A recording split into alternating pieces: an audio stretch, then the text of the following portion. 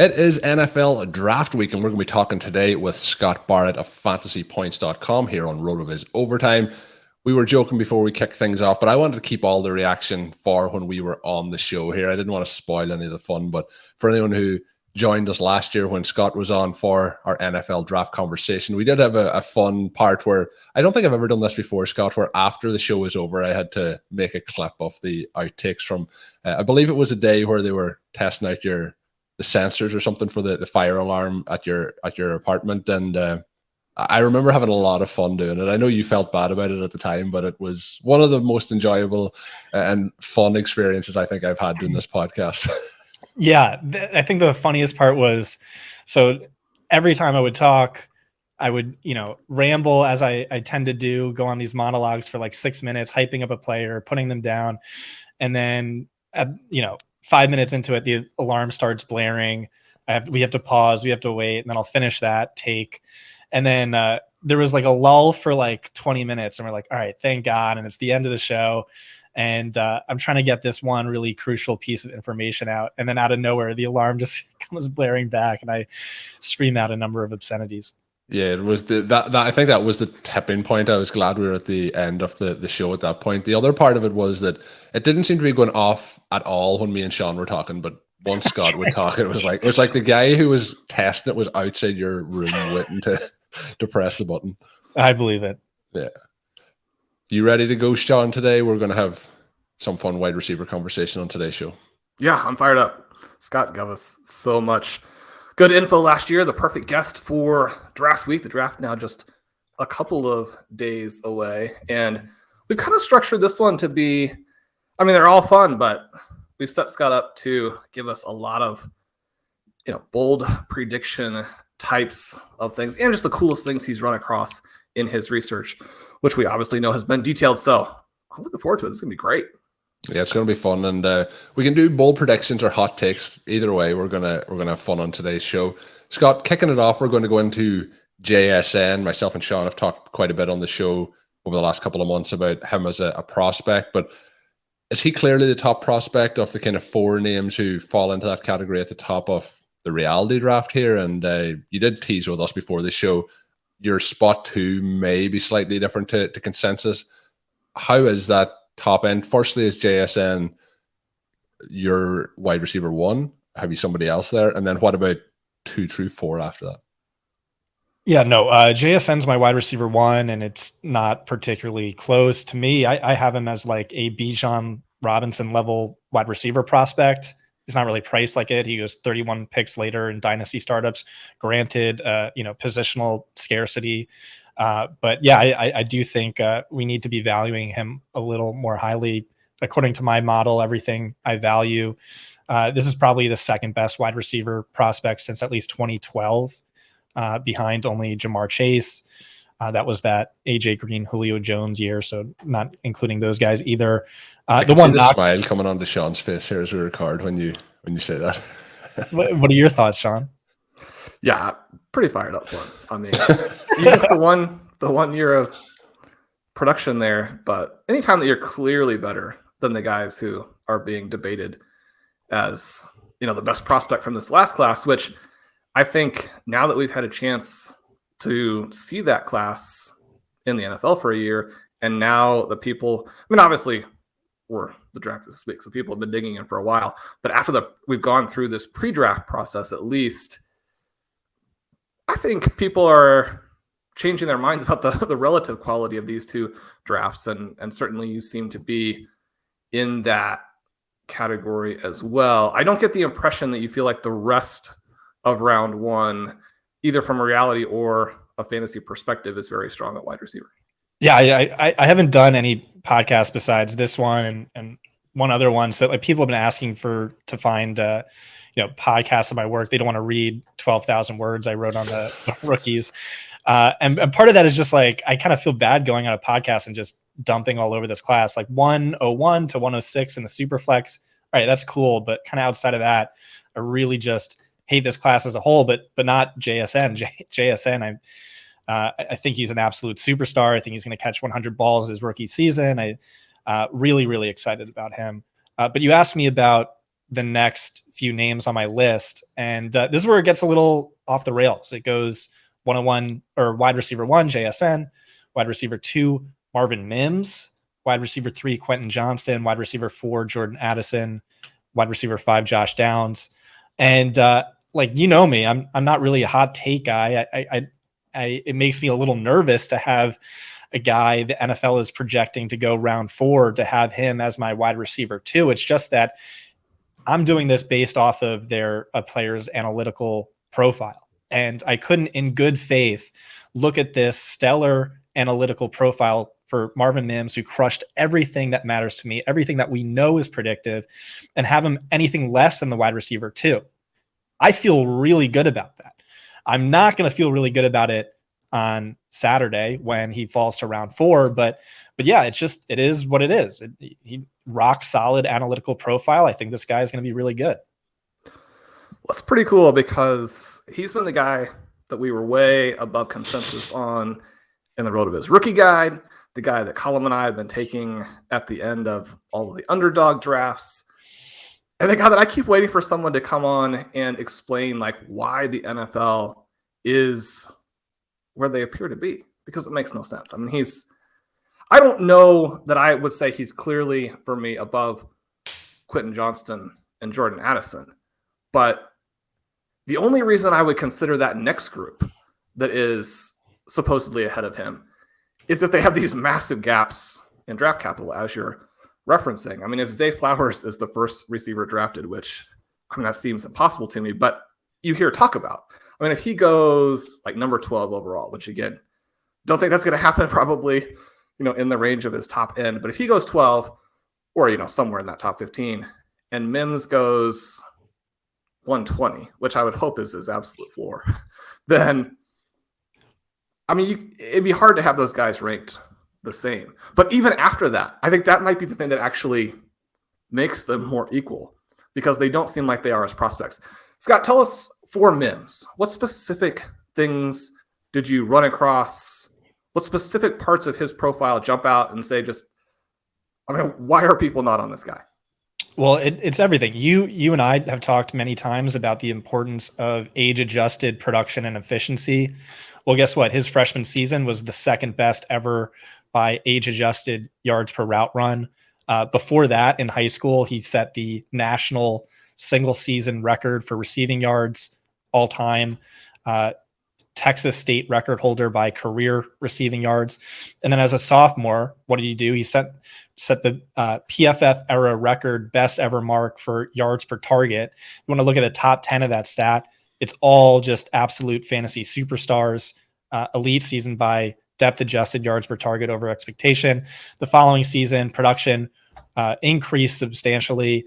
This was his third different quarterback, second different head coach, third different wide receiver coach. So you like to see he's productive with different quarterbacks, different schemes and coaches, and just really good efficiency metrics, yards after the catch per reception, things of that nature. And digging into red flags, there's of course some red flags. It just doesn't stack up to Addison's red flags. It definitely doesn't stack up to Quentin Johnston's red flags, who, by the way, is my wide receiver 3. When looking at his career in its totality, he leads all wide receivers in yards per route run from the outside. He's either first or second behind only JSN in career yards per route run, depth adjusted yards per target over expectation, and all these other metrics that really matter to me and factor into my model. You want to talk red flags? There's definitely some red flags. That freshman season, second best ever age adjusted yards per route run in the PFF era database.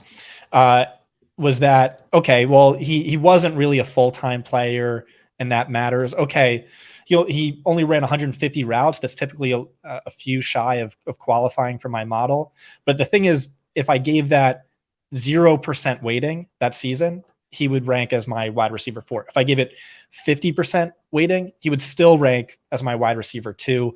A lot of his production came on the deep ball. Okay, that's true for just about all these wide receivers we're going to talk today. Not a lot of raw volume. Okay. High volatility in terms of production, different things like that. Okay. All of that is the same thing for Quentin Johnston. And so, really digging into this, the knock from NFL teams is that he is a little raw. He didn't have a really diverse route tree. And what I would say to that is like, I mean, who cares? This guy was a monster on 4 routes then. Okay, like wait and watch and see what he does at the NFL level with NFL coaching. He'll be a superstar, right? I don't know. To me, it looks like this is gonna, having him as my wide receiver too might bite me in the ass next year, the year after. People are saying he is raw. But then maybe he follows the Tyler Lockett trajectory where he turns it on in year 3. I kind of think that's how it's going to shape up. If I'm wrong on this, or maybe, we're right. Because Shawn, many times we've beaten draft capital, like Jonathan Taylor. We're like, this guy why isn't he being viewed as a Zeke Elliott caliber prospect? And, we were right there. We were, definitely thought he was better than CEH. So you never know. And right now I feel good about it. We'll see what happens on draft day. Would it also be the case that, well, I mean, we've built in quite a bit of margin for being wrong just based on what the prices are. But right. You talk about him being raw and being young, and maybe it takes a little while. But isn't it also sort of the case that, there's going to be an adjustment. But the players who came out and did what you just described, where he destroys as a freshman from an efficiency perspective, that when we see that with young players in college, that even if they don't have quite the polish as some of the older guys, that because they're simply better, and you can tell that from the age-adjusted production, that they also are the ones who you actually don't have to wait as long for in the NFL. And it's some of these guys who are polished and have the late production who are maybe a little bit slower to develop. Now, some of the old prospects who have a lot of production do eventually become solid NFL players. But I mean, there's the possibility that some of these younger guys who are good early, even if they're unpolished, blow up right away. Right. I mean, that's just a massive point. The age-adjusted production, breakout age, things like that. It's when you are able to dominate cornerbacks who are 3 years older than you're operating at a massive disadvantage. And that's indicative of a surplus in talent, just like getting 1,000 yards in the NFL with one arm tied behind your back is indicative of you being an absolute monster. Yeah, no, I think that's, I'm just trying to like play devil's advocate here because, I have him as my wide receiver too. And so I put a lot of thought into this. I weighed the pros and cons. Apparently the best landing spot would be like a Chargers where he's just only a situational deep threat early on and then he grows into something. But no, I mean, like, if I'm just being honest and like looking at this analytical profile and also the tape, I like the tape. I think he should be, he's my wide receiver too. I think he should be a beast from day one. One of the other things there that I think people maybe are glossing over a little bit is that he's a fantastic athlete too. Mm-hmm, and so that part of it, I think is just also really exciting. So Scott, maybe this is the same guy, but one of the questions that I'm really excited to ask you, because, you go in, I mean, even if you're not a huge college football guy, and I don't want to say that's necessarily the case for you, but there will always be some players that when you really dive into the stats that you realize, okay, this guy is either better or worse, but in a fun way, hopefully better than you realized, or you come across something in their profile that is really interesting. Which wide receiver surprised you the most in a positive way, and you had to move him quite a bit up your personal rankings? Yeah, that's definitely Mims, and what helped him too is just for about everyone else. It's like, oh wow, look at Jordan Addison's box score production. Look at Josh Downs' box score production. Look at what Jalen Hyatt won the Biletnikoff last year. And I expected to like these guys, and just digging deeper into their profiles, I really did not. I saw a lot of fraudulent production. I saw a lot of red flags, things my more advanced model doesn't care about, but like a more basic one, you would really like these guys. When we look at this class as a whole, is there, and this could be Mims again, we're going to try not to have Mims be the answer to every question, but is there a receiver that you feel is either positively or negatively, again, extremely misunderstood by the draft community at large? Is there anyone standing out for you in that way that you're like, Shawn mentioned with Mims, you just can't really understand why he's going to go where he is? Is it outside of Mims? Is there somebody else that stands out? either positively or negatively? Maybe that's the takeaway from the show. Mims is the answer to every question, right? Maybe It's he's all just about that Mims. guy. I mean, that's just about everyone. Like I said, fraudulent production profiles, fraudulent Bolitnikovs. We can talk Jordan Addison. Like, I really expected to love him. But you look at that sophomore season, he won the Bolitnikov ahead of JSN, but he also ran 150 more routes than JSN, who ranked first in yards per route run. Addison ranked 8th. You factor that in. That's just like a more minor point. Beyond that, it was a lot of schemed production, a lot of rub routes and pick plays, a lot of production coming deep from the slot, lining up a slot wide receiver up against a slower safety or linebacker. Like, that's just an absolute college cheat code. And that's production that my model really tends to devalue, as it should. And like, Jalen Hyatt was even more egregious than Jordan Addison, but Jordan Addison ranked well above, any wide receiver over the past, 6 or 7 years. He did have in case it gets to this point with one of these wide receivers. Is there one of these guys that you feel is the biggest bust of this year's class? And here's the thing: is just like maybe the entire class. Like, I'm just seeing like a bunch of Kendall, except Wright. for Mims. I'm seeing like let's go. All right, let's say Cooper Kupp is JSN. We'll say Marvin Mims is Tyler Lockett. We'll say Quinn Johnson, Jordan Addison, Josh Downs, Jalen Hyatt. Are they going to be like Kevin White? Is that what we're getting? It's like Kendall Wright, Michael Thomas, Kendall Wright. And so like I think like a few of these guys could be really good, but it's just looking at the draft now where we're at, I don't see the ceiling. I see a larger than what everyone else is seeing bust rate. I'm being a little too harsh here, but that's just me versus consensus. What are your thoughts on Addison after the transfer? The routes crater, the efficiency stays about the same. Similar concerns with him there at Southern Cal? Yeah, so part of that sophomore season was his offensive coordinator was Mark Whipple, who anyone who plays college football DFS knows. You just play Mark Whipple wide receiver ones and you make all the money.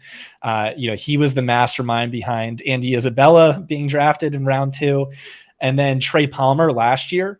I mean, look at Trey Palmer last year versus Jordan Addison in any season. It was far more efficient by yards per route run, similar production. The guy just came out of nowhere. And so that's a big red flag. And then you look at what happened. He did that with, by the way, Kenny Pickett, the best quarterback in last year's class. Trey Palmer's quarterback play was far inferior. And then last year he's playing with the best quarterback in college football, and he ranked 20th in yards per game. USC averaged 96 more yards per game in the 3 games he missed. Granted he was hurt and some other stuff, maybe wasn't used optimally, but just add it all together and okay, he's my wide receiver 4, but he's not someone I'm excited about, especially versus consensus. And then you factor in the combine, which was horrific. So you mentioned Josh Downs a couple times, and he's someone that people don't seem very interested in talking about. You also don't seem fired up for him, but give the listeners a little bit of a feel for what he could potentially do as he transitions to the NFL. Yeah, I think you're hoping for Rondale Moore plus, something like that. I worry that he's going to be taken off the field outside of 11 personnel. I think he's just like a slot only. And I don't know that he's a great one. Like, the raw production is really enticing, is really exciting. But a lot of manufactured production coming on screens. And then if you remove those, so one of the really below average for this class in yards after contact per attempt per reception, which is not what you want to see from a slot wide receiver. And so for him, he's really going to be landing spot dependent. He's also extremely small. So you kind of hope for a hyper accurate quarterback. You hope for like a Cliff Kingsbury type who loves these short to intermediate low ADOT slot throws and also lives in 11 personnel. And so, yeah, he'll be very landing spot dependent. I don't see too many good landing spots ex ante. I don't know about you, but yeah, another guy I thought I would really like, but just the advanced stuff wasn't as kind to him. Well, Scott, big picture, where are you on these really small receivers as they're going to the NFL? We know that fantasy has been more favorable to them recently, but I think that can easily get to the point where people are like, oh yeah, it doesn't matter at all. Where are you on the size question, specifically because we have so many really tiny guys this year? Yeah, we had that last year too, the year before that. Devonta Smith, Tyquan Thornton guys. Like, I think the NFL is saying, oh, we don't really care about that anymore. we're just moving in this speedy, fast, quick way, like where size isn't. And I kind of think, we don't really have any track records. You could call Devonta Smith a hit. Okay. Well, then it's like him and Todd Pinkston as like the only borderline hits for the past 15 years. But there's nothing I can do about it if, looking at projected draft capital, the NFL is saying, yeah, I don't think we really care about this anymore. So it is what it is. I don't have a great read on it beyond it. What do you think? Well, but Devonta Smith is one of these. I mean, it's easy to just throw around the term, but for a small receiver, and you could even argue potentially for a receiver in general, I mean, sort of a generational type of prospect where even though he decides to stay for the fourth year and some of those types of things, you're looking at it saying, I mean, this guy is going to be different. And even, go to a run-based team with AJ Brown there. I mean, obviously the things about that help, that it's going to be hard to really pay him much attention. But I mean, you're talking about an extraordinary prospect, and you're basically saying the small guys this year, not that they can't play in the NFL as a third or fourth guy, that they couldn't, convert a third down at a key moment, but don't rely on them in fantasy. Right. It's one thing if you're skinny and you just became the first wide receiver to win the Heisman in 30 years, or you're skinny and you're Josh Downs. No, I think that's a great point. Like, it worries me. It's just the problem is it's the entire class. They're all either mid or skinny. Apparently the NFL doesn't care though. So, oh well. Well, what about the old guys? We have some guys who are both small and old. We have some players who actually do bring more of a size and athleticism profile, but are both old and not very productive. Do we have, and we know that even though, again, we talk about the age-adjusted production and what a massive indicator that is, but it's certainly not the case that when you look at fantasy leaderboards, that there is nobody out there who was either a 4-year prospect or an older prospect. Do you have any old guys that you like in this class? No, I just kind of don't really like this class. I have Tillman wide receiver 9. I have Tank Dell wide receiver 10. I was just kind of, all right, well, obscene production. But I kind of regret that already. I kind of wish I put Tyler Scott one spot above Tank Dell. Argument for Tillman, he was the clear wide receiver 1 in games he was healthy with Hyatt, a less fraudulent profile because he wasn't living exclusively in the slot. But yeah, Rashee Rice, not really excited about him. Jonathan Mingo, not really excited. Xavier Hutchinson, I don't know, maybe he could be a decent slot guy. But yeah, just kind of big takeaway. Hard to get too excited about this class. Well, every time that I look into Hutchinson, I get excited for a few minutes, and I realize that he's got those years at junior college ahead of that. And I did the same thing. You're like, well, I mean, once again, you have all of those age and experience advantages. I mean, you should be putting up some numbers. But, Mingo, Rice, athletic guys, does it change for you at all? Or does it just change the price and there's still clear fades if Mingo or Rice go either like in the final couple picks of the first round, which you occasionally see mentioned, or if they go so like in the top 15 of the second round? Of the real NFL draft? Right. I don't know. Again, like my model is saying this is like a pretty mid disappointing class. I think we're going to see good draft capital because, bloated wide receiver contracts, because there's this need that's unlike the running back position. These teams need wide receivers. So I do think we're going to see some of these guys get drafted early. I just, again, think it's going to be like a bunch of Kendall Wrights where it's like, oh, they got good draft capital. And like, maybe they get the volume in year 1, year 2, but their career sort of fizzles out after that, or they're just always, or Corey Davis types or Devontae Parker types, where they're just not fantasy football difference makers. Anybody who could come back as Cordero Patterson 10 years from now? I don't know. That's a once in a lifetime turnaround. Yeah. We need a special teamer to kick things off and then start playing running back in 10 years' time to see who's the next. We can try and see who that's going to be. But in terms of this class, you've mentioned fraudulent profiles quite a few times, but is there anyone who's probably going to go a little bit later in this class who may be able to, outshine where they're going to go in terms of the best potential sleeper in this class? Is there anyone you hope come day 3 that falls into that perfect landing spot?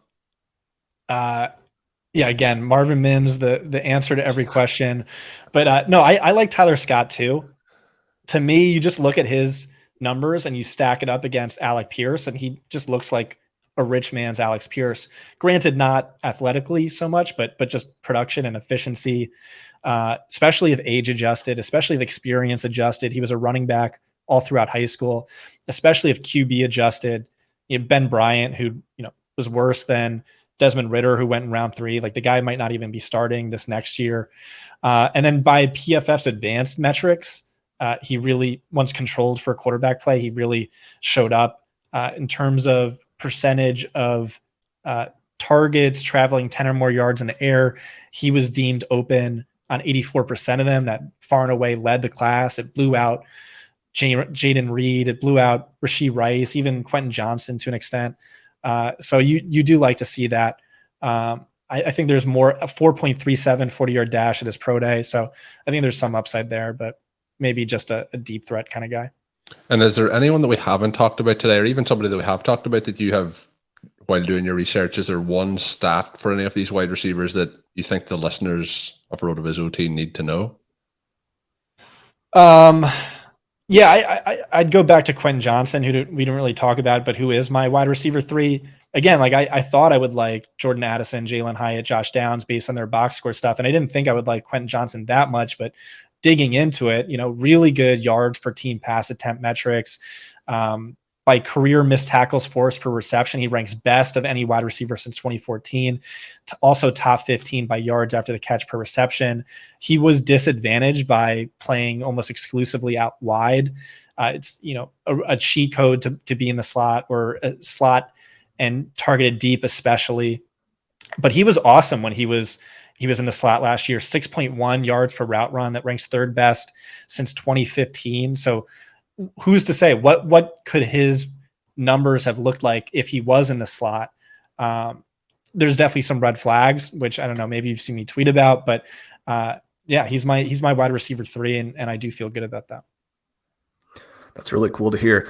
I have been wanting somebody to really pump some of the things that he does with the ball in his hands, because when you see a guy of that size, and again, with sort of the age and experience adjusted trajectory that he had, I mean, he does feel like the kind of player who, separate from JSN, if there's a star to come out of the class, somebody who could be even better as a professional than they were in college. Yeah, as you mentioned, there are some red flags, but I think the upside there is pretty mouthwatering, especially if you're able to get him a little bit later, because some people have soured on him, especially if the NFL, for whatever reason, lets him drop a little bit. I don't know. He seems like a guy who, you watch him play, you look at some of those stats, the after the catch number is really very, very striking. So Scott, before we let you... Oh, sorry. One thing. You asked for one stat on Quentin Johnson, or one stat, and I forgot to give it out. It's that throughout his career, TCU averaged 247 passing yards per game when he played, and only 172 in the 6 games he missed. So TCU was 42% better when Johnson was on the field. That was the difference between ranking, slightly above average among all 64 Power 5 teams, or ranking 3rd worst. So, it's kind of hard to divorce wide receiver play from quarterback play, but in this case, it was easy. Perfect. Going to have to move him up again. ahead of the quarterbacks. So, Scott, before we finish up this wide receiver version with you, ask for a couple of bold predictions. Who's going to be the shock early draft pick? I know that, this question doesn't fit every year as well as it does fit some years, but last year you were insistent that Tyquan Thornton was going to go much earlier than people thought. He did. It may be the case where the Patriots already regret that. A number of teams that had a shot at George Pickens and didn't take it. And Pickens still, obviously, a lot of questions there for him. But who's going to go? It could be middle of round 1 if you see a huge surprise there. But middle of round 2, is there going to be a name that kind of comes out of nowhere? I don't know. I think Cedric Tillman is going to go round 1 or way earlier than people think. I know NFL teams were crazy high on him last year. They thought he was going to be. They had him ranked as the number 1 or number 2 wide receiver in this year's class, like 10 months ago. And I talked to Jim Nagy, who said, I think he's way better than Jalen Hyatt. So I think that could be the guy. Other than that, I don't really have a great read. Dane Brugler saying it's going to be Jonathan Mingo. I could definitely see that, although I'm just not as high. And then secondly, and it sounds, the answer to this can't be nobody. Maybe, I would love for it to be Quentin Johnston. It can't be Marvin Mims either. Oh. Yeah. We already have so much Marvin Mims, we don't want to jinx it. Who's going to be the league winner? You can pick, it can be a best ball format. It can be as folks draft for their redraft teams this fall. It could be the guy who right away is going to come out and change your dynasty team, take you to a title. Who's going to be the 2023 league winner? I don't know. JSN or nobody, right? Has to be Marvin Mims. I think he has to be the answer here. All right. Marvin, JSN or Marvin Mims, Mims at cost, JSN just straight up. I don't know. But again, not a great class. It's not a great class, but this has been an absolutely great show. I think it's been a lot of fun having Scott on. If you're not following Scott already, you can find all his work at fantasypoints.com, but you can follow him on Twitter at Scott Barrett DFB. Scott, the draft is just a few days away. You mentioned the work that you have out already. Is the best place for people to find that on Twitter, or is there anything else you want to give a plug to as we get ready for the draft here?